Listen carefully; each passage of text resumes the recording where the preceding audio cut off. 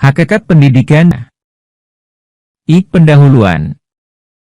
A. Pengantar. Pendidikan dan hakikat manusia adalah dua konsep yang erat kaitannya. Pendidikan membantu manusia menggali potensinya, mengembangkan identitas, dan menghadapi tantangan hidup dengan cara yang lebih bermakna. Melalui pendidikan, manusia dapat menjalani perjalanan pencerahan dan pertumbuhan yang memungkinkan mereka untuk mencapai hakikat diri dan mewujudkan potensi penuh mereka. B. Pengenalan tentang hakikat pendidikan dan hakikat manusia. Hakikat pendidikan. Pendidikan adalah proses integral yang melibatkan pembelajaran, pengembangan, dan transformasi individu melalui interaksi dengan lingkungan, pengetahuan, dan pengalaman. Ini adalah upaya sistematis untuk mentransfer nilai-nilai, keterampilan, pengetahuan, dan norma-norma budaya dari satu generasi ke generasi berikutnya. Pendidikan melampaui pembelajaran di kelas, ia melibatkan interaksi sosial, refleksi kritis, dan perkembangan karakter. Pendidikan juga melibatkan pemberian alat dan keterampilan kepada individu untuk mengatasi tantangan dan tuntutan dunia yang terus berubah. Tujuan pendidikan adalah untuk potensi manusia secara menyeluruh, membentuk pikiran kritis, dan mendorong perkembangan sosial, moral, dan emosional. Hakikat manusia. Hakikat manusia merujuk pada sifat dasar dan esensi yang membentuk identitas manusia. Manusia adalah makhluk kompleks yang memiliki kemampuan unik untuk berpikir, merasakan, dan berinteraksi dengan lingkungan serta sesama manusia. Hakikat manusia mencakup dimensi fisik, emosional, intelektual, spiritual, dan sosial. Manusia juga memiliki kemampuan untuk membangun hubungan sosial, mengembangkan nilai-nilai, dan mencari makna dalam hidup. Konsep hakikat manusia juga melibatkan pertanyaan tentang tujuan hidup, kebebasan, tanggung jawab, dan relasi manusia dengan alam semesta. Hubungan antara hakikat pendidikan dan hakikat manusia. Hubungan antara hakikat pendidikan dan hakikat manusia sangat erat. Pendidikan adalah sarana utama melalui mana manusia dapat mengembangkan potensinya dan memahami hakikat diri serta perannya dalam masyarakat. Pendidikan membantu manusia mengasah keterampilan, memperdalam pemahaman, dan membentuk karakter yang mendukung perkembangan manusia secara holistik. B. Signifikansi memahami hubungan antara hakikat pendidikan dan hakikat manusia. Memahami hubungan antara hakikat pendidikan dan hakikat manusia memiliki signifikansi yang mendalam dalam berbagai aspek kehidupan individu dan masyarakat secara luas. Berikut adalah beberapa alasan mengapa pemahaman tentang hubungan ini sangat penting. Pengembangan pribadi yang holistik. Pengembangan karakter dan etika. Peningkatan kualitas pendidikan. Pertumbuhan emosional dan sosial. Pengembangan kemampuan kritis dan berpikir mandiri. Kontribusi positif pada masyarakat. Menghadapi tantangan masa depan. Pemahaman konteks budaya dan nilai. Pengembangan kreativitas dan inovasi. Pengembangan jiwa pemimpin. Pemberdayaan masyarakat. Mengatasi krisis identitas dan makna. Pemberdayaan diri. Pendekatan edukasi yang lebih efektif. Pembangunan masyarakat berbudaya. 2. Hakikat manusia dari perspektif berbagai ahli. A. Pandangan filosofis tentang hakikat manusia. 1. Jean-Jacques konsep manusia alami yang baik. Filsuf abad ke-18 yang terkenal, memiliki pandangan. Keadaan alamiah yang murni, manusia dilahirkan dengan naluri alami yang baik dan cenderung berperilaku sesuai dengan kebaikan. Pengaruh masyarakat dan pendidikan, bahwa masyarakat yang kompleks dan peradaban yang berkembang dapat mengubah hakikat manusia dari murni menjadi lebih destruktif. Pendidikan formal juga dianggap berkontribusi pada penghapusan kebaikan alamiah melalui tekanan norma-norma sosial. Kembali ke alamiah, individu diberikan kebebasan untuk belajar melalui pengalaman langsung dan interaksi dengan alam. Pentingnya emosi dan empati, dalam hakikat manusia. Keseimbangan individu dan masyarakat, tidak ingin manusia kembali ke keadaan alamiah tanpa regulasi, tetapi juga tidak ingin mereka terjebak dalam aturan yang membunuh kebaikan alamiah mereka. 2. John Locke dan teori tabula rasa. Filsuf Inggris pada abad ke-17, memiliki pandangan filosofis yang terkenal tentang hakikat manusia yang dikenal sebagai teori tabula rasa, atau lembaran kosong.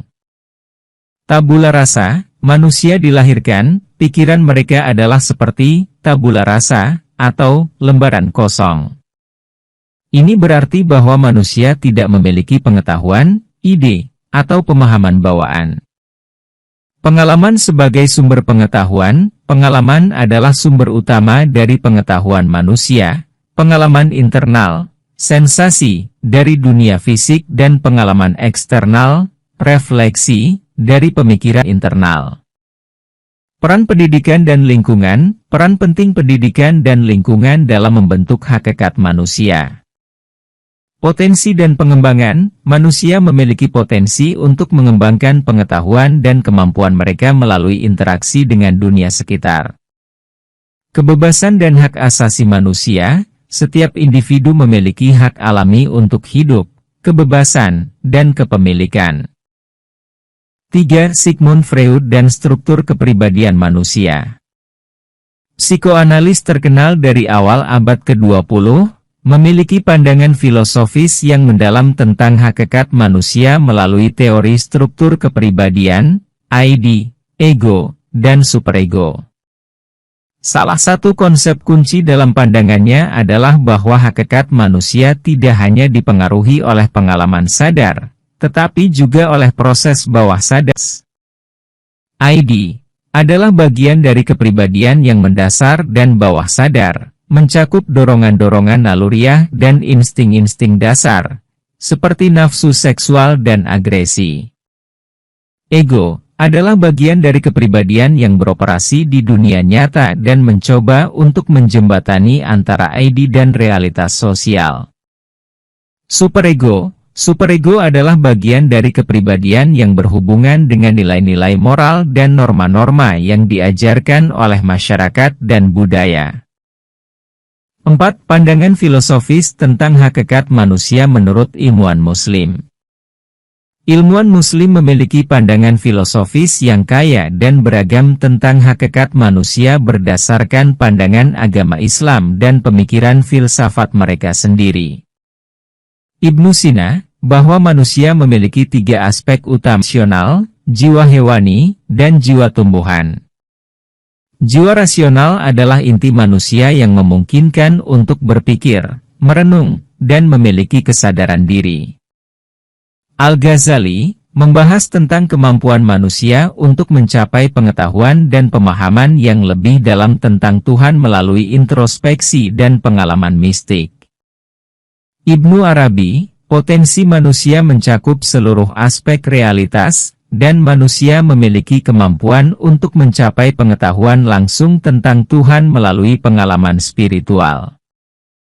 Nasir al-Din al-Tusi membahas hubungan antara akal, akhlak, dan agama dalam pemahaman manusia tentang diri mereka dan tujuan hidup. Mulla Sadra, manusia memiliki potensi untuk mencapai pemahaman yang mendalam tentang Tuhan melalui introspeksi dan pengalaman spiritual. B. Teori perkembangan manusia. 1. Abraham Maslow dan hierarki kebutuhan. Mengembangkan teori perkembangan manusia yang dikenal sebagai hierarki kebutuhan Maslow, terdiri dari 5 tingkat kebutuhan yang disusun dalam bentuk piramida, dengan tingkat yang lebih rendah harus dipenuhi sebelum individu dapat bergerak ke tingkat yang lebih tinggi. Kebutuhan fisiologis mencakup kebutuhan dasar untuk bertahan hidup seperti makanan, air, tempat tinggal, tidur, dan kebutuhan biologis lainnya. Kebutuhan keamanan, selanjutnya, mulai mencari keamanan dan perlindungan, mencakup keamanan fisik, kestabilan finansial, perlindungan dari bahaya, dan lingkungan yang stabil. Kebutuhan sosial berkaitan, selanjutnya, cinta, dan rasa keterhubungan dengan orang lain, kasih sayang, persahabatan, hubungan keluarga, dan rasa memiliki komunitas. Kebutuhan penghargaan, kebutuhan akan penghargaan dan pengakuan, merasa dihargai, diakui, dihormati, dan memiliki rasa prestasi yang berkaitan dengan harga diri, dan pencapaian pribadi. Kebutuhan aktualisasi diri, puncak hierarki adalah kebutuhan aktualisasi diri, berusaha untuk mengembangkan kreativitas, meraih tujuan pribadi, mengejar minat dan bakat, dan memiliki pemahaman yang mendalam tentang diri mereka sendiri. 2. Erik Erikson dan tahap-tahap perkembangan psikososial. Mengembangkan teori perkembangan manusia yang terkenal dengan nama tahap-tahap perkembangan psikososial, dan perjalanan individu melalui tahap-tahap perkembangan yang melibatkan konflik internal yang harus diatasi untuk mencapai keseimbangan dan perkembangan yang sehat. Tahap 1, kepercayaan versus ketidakpercayaan, bayi, 1 tahun. Tahap 2, otonomi versus malu dan keraguan-raguan, 1-3 tahun. Tahap 3, inisiatif versus rasa bersalah, 3-6 tahun. Tahap 4, industri versus inferioritas, 6-11 tahun. Tahap 5, identitas versus peran bingung, remaja, akhir 20-an. Tahap 6, intimitas versus isolasi, akhir 20-an, 40-an. Tahap kreativitas versus stagnasi, 40-an, 60-an. Tahap 8, integritas versus putus asa, 60-an dan seterusnya. 3. Lawrence Kohlberg dan perkembangan moral. Terkenal dengan tahap-tahap perkembangan moral Kohlberg, berfokus pada bagaimana individu mengembangkan pemahaman tentang moralitas dan bagaimana mengambil keputusan etis. Kohlberg membagi perkembangan moral menjadi 3 tingkat yang masing-masing terdiri dari 2 tahap, sehingga total ada 6 tahap perkembangan moral. Tingkat 1, moralitas prekonvensional. Tahap 1, orientasi hukum dan ketertiban, pentingkan diri sendiri. Tahap 2, tujuan pribadi, pentingkan orang lain. Tingkat 2, moralitas konvensional. Tahap 3, kesetiaan sosial dan perspektif hubungan, pentingkan norma sosial. Tahap 4, sistem sosial dan kesadaran norma, pentingkan sistem sosial. Tingkat 3, moralitas pasca konvensional. Tahap 5, kontrak sosial dan hak asasi manusia, pentingkan prinsip-prinsip universal. Tahap 6, prinsip etika universal, pentingkan keadilan abstrak. Teori perkembangan manusia lainnya digunakan untuk memahami dan menjelaskan bagaimana manusia tumbuh, berkembang, dan berubah sepanjang rentang kehidupan mereka. Teori perkembangan kognitif oleh Jean Piaget. Piaget mengemukakan bahwa anak-anak mengalami serangkaian tahap perkembangan kognitif yang berbeda, mulai dari tahap sensori motor, 0-2 tahun, hingga tahap 12 tahun ke atas. Setiap tahap ditandai oleh perubahan dalam cara anak berpikir, memahami, dan memproses informasi. Teori hubungan sosial oleh John Bowlby dan Mary Ainsworth. Teori ini berfokus pada hubungan antara bayi, anak, dan figur perawat utama mereka. Konsep ikatan, attachment, sangat penting dalam teori ini, dan berbagai pola ikatan seperti aman, cemas, atau menghindari dapat berdampak pada perkembangan sosial dan emosional anak. Teori bioekologis oleh Urie Bronfenbrenner. Teori ini menekankan pentingnya lingkungan sosial dan konteks dalam perkembangan manusia. Model ekologi Bronfenbrenner menggambarkan bagaimana faktor-faktor lingkungan seperti mikrosistem, mesosistem, eksosistem, dan makrosistem mempengaruhi perkembangan individu. Teori sosial kognitif oleh Albert Bandura. Bandura mengemukakan bahwa belajar dapat terjadi melalui pengamatan dan imitasi. Teori ini menekankan peran penting model panutan, role model, dalam membentuk perilaku dan perkembangan individu. Teori sosial budaya oleh Lev Vygotsky. Vygotsky menekankan peran budaya, interaksi sosial, dan lingkungan dalam perkembangan kognitif. Konsep zona perkembangan proksimal, ZPD, menggambarkan tingkat perkembangan yang dapat dicapai individu dengan bantuan dari orang lain. 3. Hakikat pendidikan dalam konteks hakikat manusia. A. Pendekatan pendidikan dari perspektif ahli. 1. John Dewey dan pendidikan sebagai pengalaman sosial. Pendidikan tidak hanya tentang pengetahuan teoritis, tetapi juga tentang pembelajaran melalui pengalaman nyata dan interaksi dalam masyarakat. Dia menganggap pendidikan sebagai alat untuk mempersiapkan individu untuk berpartisipasi secara aktif dalam masyarakat demokratis. Belajar melalui pengalaman sosial. Metode pembelajaran berbasis masalah. Keterlibatan aktif siswa. Koneksi dengan kehidupan nyata. Demokrasi dan partisipasi. 2. Jean Piaget dan pendidikan sebagai konstruksi pengetahuan. Berfokus pada konstruksi pengetahuan oleh siswa, menekankan pentingnya siswa aktif dalam mengembangkan pemahaman dan konsep melalui interaksi dengan lingkungan fisik dan sosial. Konstruktivisme. Tahap-tahap perkembangan kognitif. Belajar melalui interaksi. Peran guru sebagai fasilitator atau pengarah. Kesalahan sebagai peluang belajar. Konteks sosial, interaksi sosial dalam proses belajar. 3. Maria Montessori dan pendidikan sebagai eksplorasi. Menekankan eksplorasi mandiri, pembelajaran aktif, dan pengembangan diri siswa. Lingkungan persiapan. Pengembangan aktivitas mandiri. Pendidik sebagai pengamat. Pengembangan kemampuan motorik halus. Belajar berbasis sensorik. Pembelajaran yang berpusat pada anak. Pengembangan kemandirian dan kedisiplinan.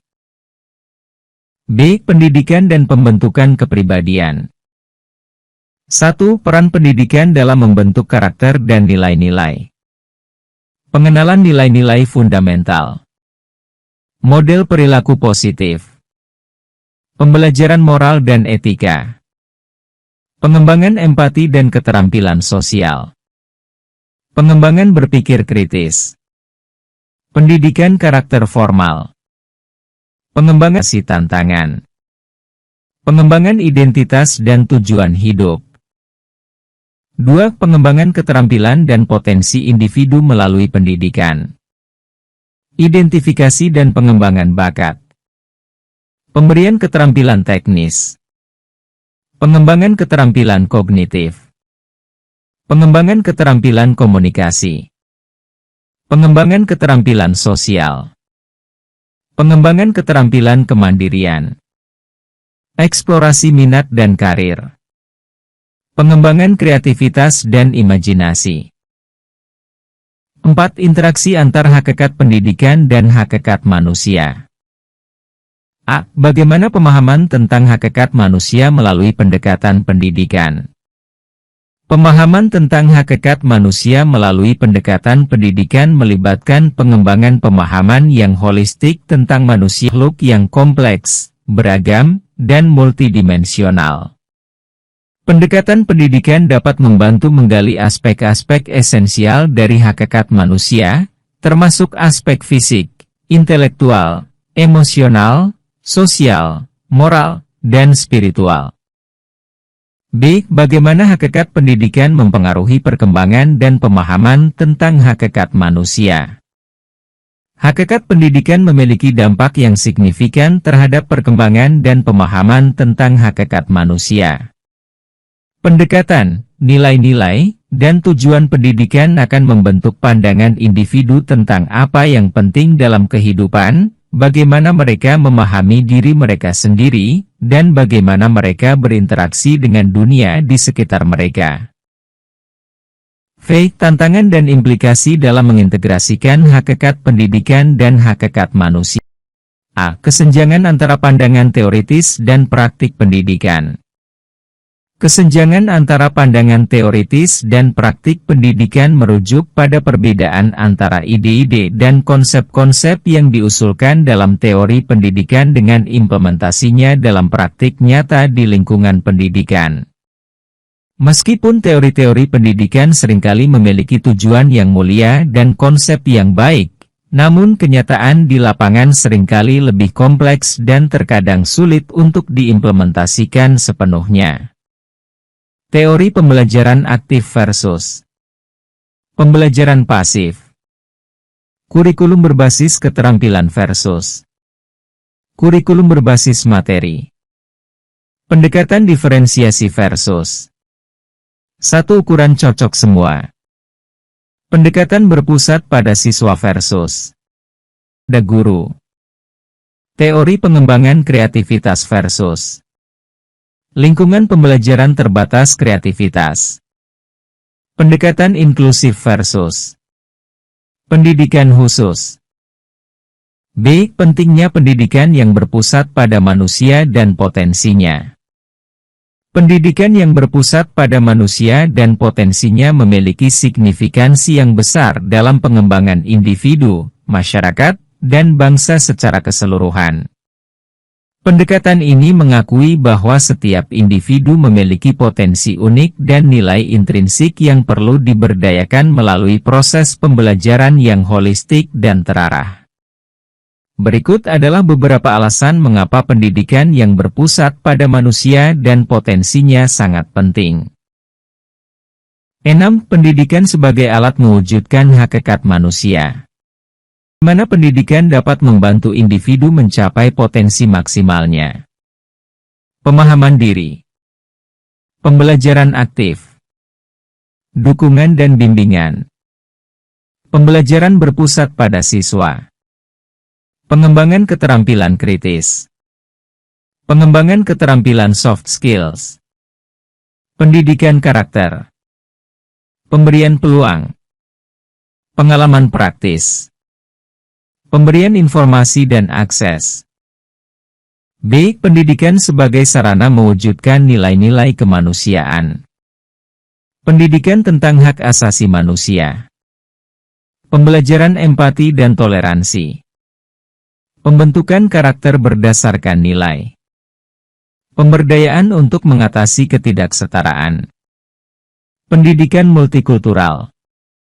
Pendidikan perdamaian dan pengembangan kesadaran sosial. Pendidikan keberlanjutan. 7. Kesimpulan. Dengan merangkum, hakikat pendidikan dan hakikat manusia memiliki hubungan erat dalam menciptakan lingkungan di mana individu dapat tumbuh, berkembang, dan meraih potensi maksimal mereka. Pendidikan membentuk manusia, dan sebaliknya, pemahaman tentang hakikat manusia membentuk pendekatan dan tujuan pendidikan yang lebih berarti dan efektif.